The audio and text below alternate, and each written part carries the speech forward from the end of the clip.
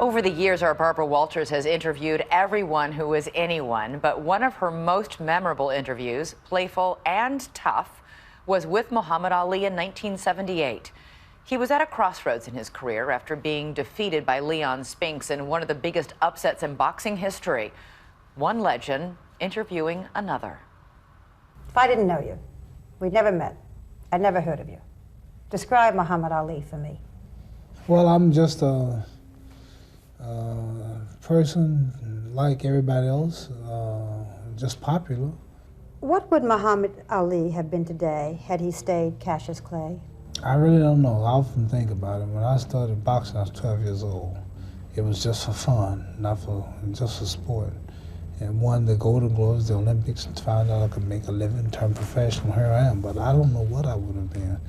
Probably working in some factory, probably a taxi driver, a red cap at the airport, because I wasn't an educated type person. I didn't plan on going to no college. But what if you hadn't changed your life, your name, your belief, and become Muhammad Ali? Cassius Clay was already a fighter. What if you'd stayed that? If I just stayed Cassius Clay, the fighter? Yeah.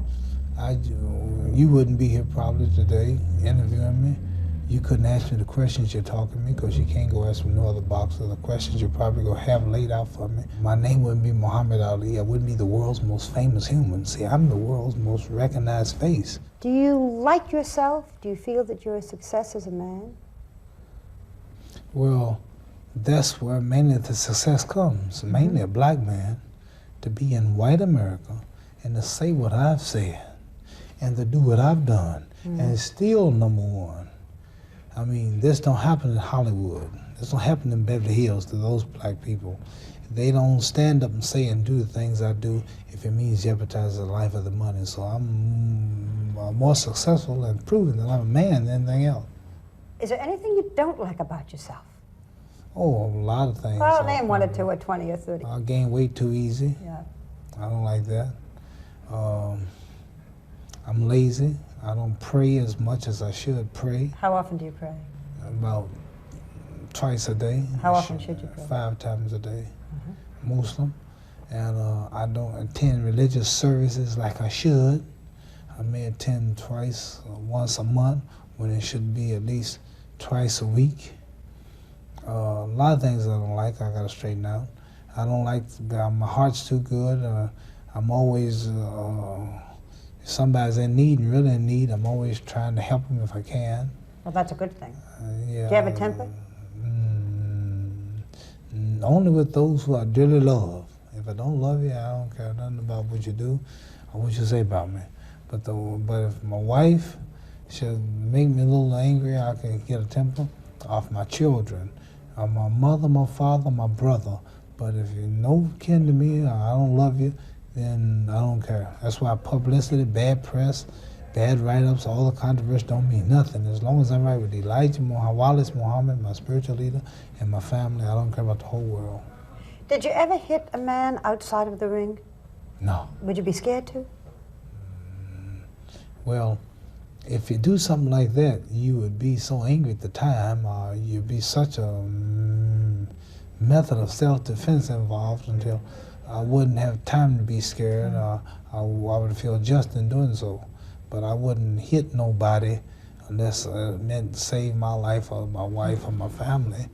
You always talk about how pretty you are, but what do you really think of your looks? I'm not ugly and I'm not handsome. I'm in the middle. Okay, on a scale of 1 to 10 in terms of your success, you said you were 10. On a scale of 1 to 10 in terms of your looks, where are you? I'll be about